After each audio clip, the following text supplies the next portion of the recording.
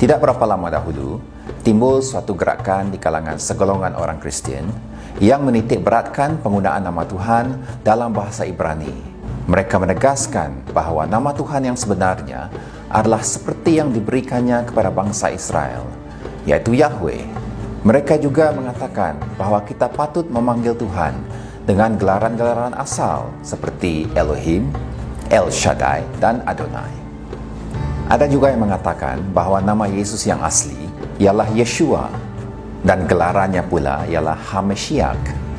Mungkin ada yang berpendapat bahawa gelaran-gelaran ini adalah lebih tepat atau lebih rohani berbanding dengan istilah-istilah bahasa Malaysia seperti Tuhan, Allah, atau Yang Maha Esa.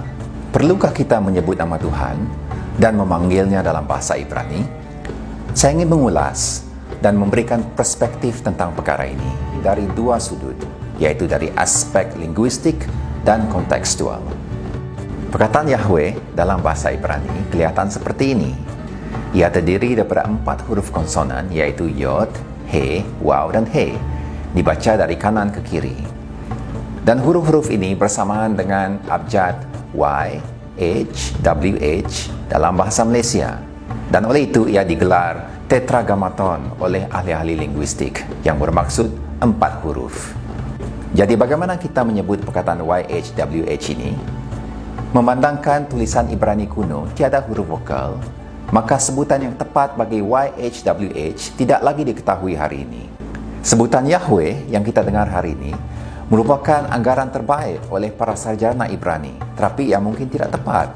Orang Yahudi sendiri tidak mahu dan tidak akan menyebut nama YHWH. Dalam naskah kitab Perjanjian Lama yang digunakan hari ini, yaitu teks Masoretik, tulisan-tulisan Ibrani telah ditambahkan tanda vokal untuk membantu para pembacanya menyebutnya dengan betul.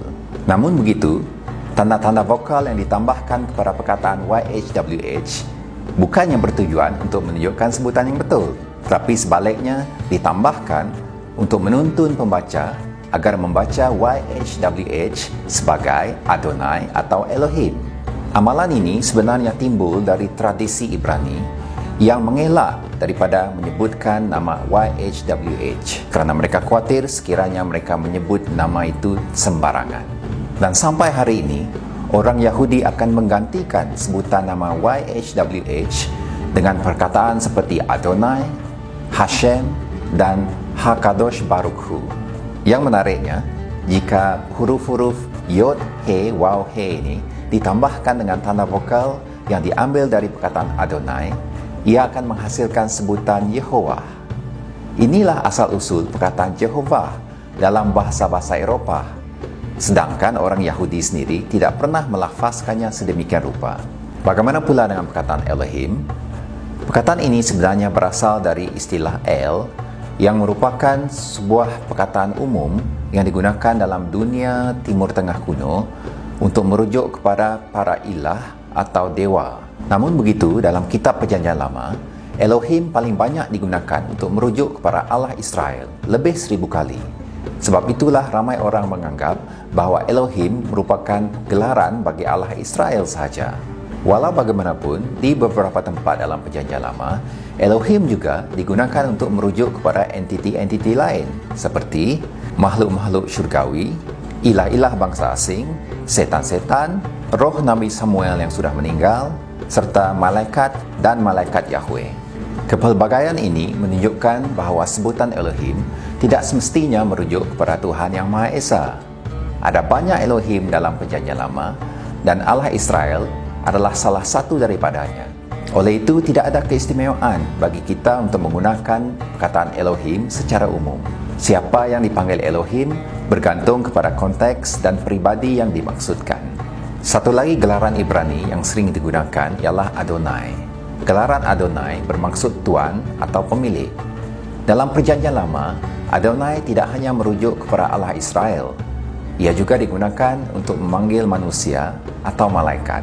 Misalnya, Mazmur 8 ayat 1 memanggil Yahweh sebagai Adonenu, Tuan kami. Sedangkan dalam 1 Samuel pasal 24 ayat 8, Daud memanggil Saul sebagai Adoni Hamalek, Tuanku Raja. Adonai merupakan suatu gelaran hormat dan pengakuan bagi ketuanan seseorang.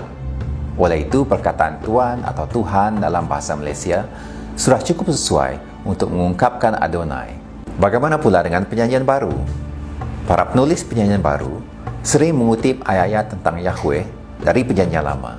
Namun kita dapati mereka tidak menggunakan perkataan Yahweh. Karena mereka menulis dalam bahasa Yunani, maka mereka sering menggunakan terjemahan Septuaginta, yaitu terjemahan kitab suci dalam bahasa Yunani. Dalam Septuaginta, perkataan Yahweh sering diterjemahkan sebagai Kurios, yang membawa maksud Tuan atau Tuhan dalam bahasa Yunani. Dan perkataan ini bersamaan dengan perkataan Adonai. Maka, dalam Perjanjian Baru, apabila Yesus digelar sebagai Kurios, kenyataan itu bukan sahaja mengakui ketuanannya, tetapi juga membayangkan bahwa Yesus Kristus adalah Yahweh. Misalnya, apabila Rasul Paulus mengutip Yesaya 45 dan menggelar Yesus sebagai Kurios, yaitu Tuhan, dalam Filipi pasal 2 ayat 11, dia sebenarnya menunjukkan bahwa Yesus adalah Yahweh dari Yesaya 45. Selanjutnya, Perjanjian Baru juga menggunakan istilah Kristos untuk mengungkapkan perkataan Ibrani Mashiach. Walaupun pada dua tempat dalam Injil Yohanes, perkataan tersebut dapat dialihbahasakan sebagai Mesias. Frasa Ibrani, Yeshua HaMashiach, telah diyunanikan menjadi Ho Yesus Kristus oleh para pengarang Perjanjian Baru. Dan perkataan inilah yang diterjemahkan sebagai Yesus Kristus dalam bahasa Malaysia dan bahasa Indonesia. Para penulis Perjanjian Baru tidak mengekalkan istilah-istilah Ibrani, dan mereka tiada masalah meminjam perkataan-perkataan Yunani. Walaupun pada mulanya, perkataan-perkataan tersebut digunakan dalam konteks yang berbeza. Dan amalan inilah yang telah diteruskan oleh para misioneri dan para penterjemah Alkitab sampai hari ini. Oleh sebab itu, kita dapat menyembah Tuhan dalam bahasa ibunda kita masing-masing. Saya berpendapat ada suatu perkara yang lebih penting daripada soal penggunaan nama Tuhan dalam ibadah, yaitu soal identiti. Siapakah Tuhan yang dipanggil dan disembah itu?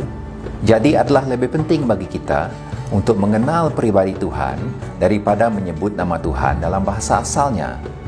Para rasul yang semuanya adalah orang Yahudi tiada masalah memanggil Yahweh sebagai Kurios dan Yeshua HaMashiach sebagai Yesus Kristus. Mereka kenal pribadi yang mereka panggil itu. Mereka menggunakan lingua franca pada zaman mereka untuk memudahkan pemberitaan Injil dan penjiwaan iman di kalangan orang bukan Yahudi. Oleh itu, adalah tidak wajar bagi orang Kristen hari ini untuk meyahudikan ibadah kita.